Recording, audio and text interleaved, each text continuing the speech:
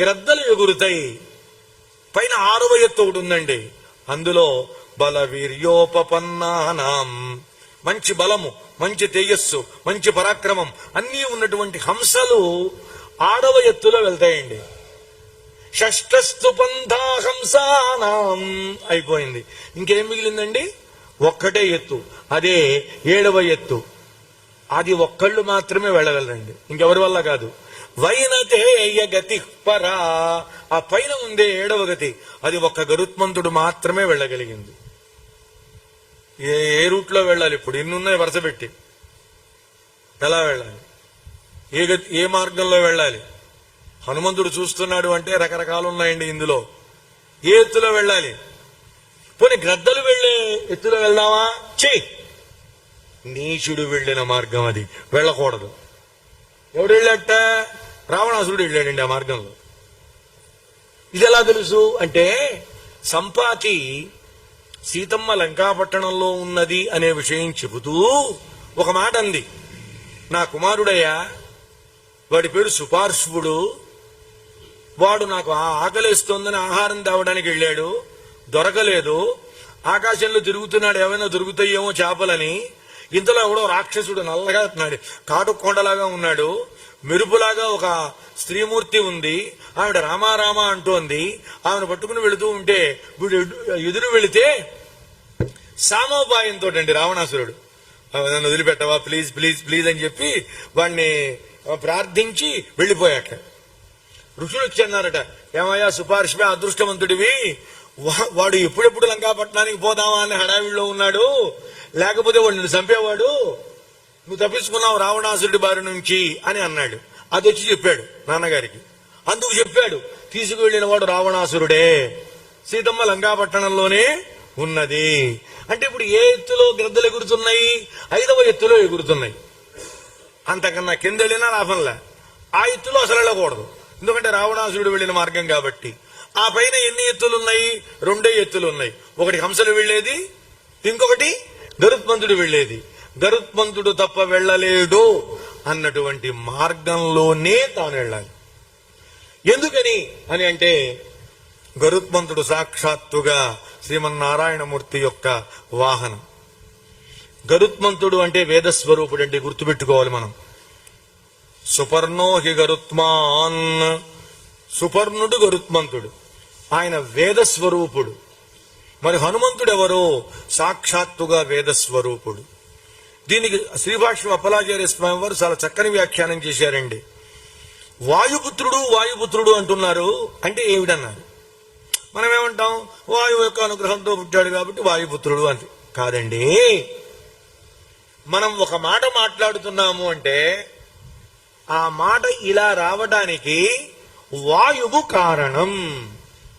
మన నాభి నుండి బయలుదేరినటువంటి గాలి ఇలా ఇలా ఇలా ఇలా పైకి వచ్చి ఈ లోపల దవడలు, అలాగే పళ్ళు, అలాగే నాల్క, అలాగే పెదవులు, ఆయా కంఠము, ఆయా స్థానములను తాకి బయటకు వస్తుంది.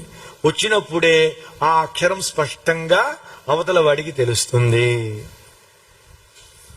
వాయునందనుడు అంటే శబ్దస్వరూపుడు. శబ్దం అంటే ఏమిటి? వేదం. వేదమే అంటే హనుమ అంటే ఎవరు? సాక్షాత్తుగా వేదస్వరూపుడు హనుమంతుడు. గరుత్మంతుడు సాక్షాత్తుగా వేదస్వరూపుడు. వేదము పైనే పరమాత్మ ఉంటాడు, వేదం ద్వారానే పరమాత్మ తెలియజేయబడతాడు. శ్రీమన్నారాయణమూర్తి అధిరోహించేది గరుత్మంతుణ్ణి. అలాగే రామచంద్రమూర్తి అధిరోహించబోయేది ఎవరిని? హనుమంతుణ్ణి. అందువల్ల ఈయన మాత్రమే నారాయణమూర్తిని భరించగలిగినటువంటి వాళ్ళు. అందుకని ఆయన వెళ్లిన ఎత్తులోనే వెళ్ళాలి అనేటువంటి సంకల్పం చేసేట మన హనుమంతుల వారు. చేసి ఒక్కసారి తల విదిలించాడండి. తతో రావణ నీతాయా సీతాయా శత్రుకర్షణ యయేష పదమన్వేష్టం చారణాచరితే పది. అచ్చుచరంత గొప్ప మాట అన్నాడో. మహానుభావులు వెళ్లిన మార్గంలో వెళ్లాలనుకున్నాడు కానీ దుష్టుడు వెళ్లే మార్గంలో వెళ్లాలనుకోలేదు రండి. అదేంటి సార్, వెళ్ళాడు, ఆ రూట్లో వెళ్తే నష్టం ఏమిటండి? కాదట. ఒక దుర్మార్గుడు గనక ఒక చోట నడిస్తే వీడి ప్రభావం మార్గం మీద కూడా ఉంటుందండి. మహాభారతంలో లేదు కానీ జైమిని భారతంలో ఉంది అని చెబుతారు పెద్దలు. పరీక్షిత్ మహారాజు గొప్పవాడు కదా, మొదటిది. సాక్షాత్తుగా శ్రీకృష్ణ పరమాత్మ చేత రక్షించబడినవాడు కదా, రెండవది. మూడవది అభిమన్యుడు కుమారుడు, సాక్షాత్తుగా అర్జునుల వారికి మనవడు. ఆయనకి మనవడే, ఎవరికి? కృష్ణ పరమాత్మకు కూడా. కుంతికి మునిమనువడు. ఇట్లాంటి వాడికి పెడబుద్ధి ఎందుకు పుట్టిందండి?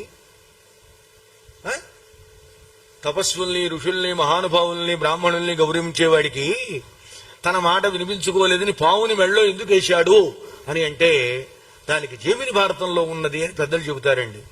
ఏమిటంటే ఎక్కడ ఎక్కడ ఎక్కడ ఎవరెవరిని జయిస్తారో వాళ్ళకి సంబంధించినటువంటి వస్తువుల్ని తెచ్చి పెట్టుకుంటారు జయించిన వాళ్ళు.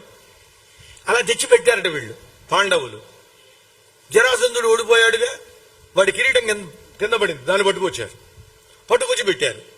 ఈ జరాసంధుడు మంచి ఆభరణ ప్రియుడు, వాడు చాలా అందంగా గొప్పగా పెట్టుకున్నాడు కిరీటం తయారు చేయించుకుని.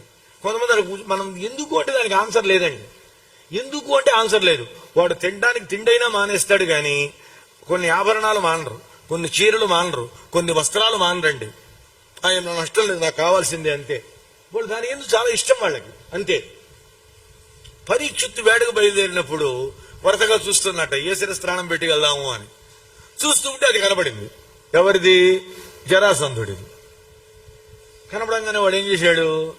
ఇది బాగుంది, ఇవాళ ఇది పెట్టుకెళ్దాం అనుకున్నాడు. అది పెట్టుకుపోయాడు. అది అంతకుముందు ఎవడు పెట్టుకున్నాడు? జరాసంధుడు పెట్టుకున్నాడు. దానివల్ల ఏమైంది? ఈ లోహానికి కూడా ఆ లక్షణాలు వచ్చినాయి. ఆ లక్షణాలు లోహానికి ఎప్పుడైతే వచ్చినాయో అది నెత్తిన పెట్టంగానే వెంటనే వీడికి కూడా ఆ లక్షణాలు వచ్చినాయి. ఆ లక్షణాలు రావడం వల్ల ఏమైంది? మహానుభావుల్ని వాళ్ళ గొప్పతనాన్ని తెలుసుకోదగిన స్థితి ఉన్నటువంటి ఇతడు అక్కడ అహంకారాన్ని పొందాడు. తద్వారా ఏమైంది? ఆ శమీజ మహర్షి మెడలో సర్పాన్ని వేశాడు. ఇది ఇందులో ఉన్నటువంటి ఆంతర్యము అని పెద్దలు చాలా మంది పురాణ సభలలో మహానుభావులైన పండితులు చెబుతున్నారు. నేను కూడా దాన్ని విని మనం చూసిన గ్రంథంలో లేనంత మాత్రం చేత ఇది లేదు అనడానికి లేదండి. చాలా గొప్ప అంశాలు, చాలా చాలా గొప్ప అంశాలు. మీకు ఇంకో మా విషయం మనం చేస్తున్నానండి. సప్తగిరి ఛానల్ వాళ్ళు ఒక మహాద్భుతమైన కార్యక్రమానికి శ్రీకారం చుట్టారు, చేయబోతున్నారు.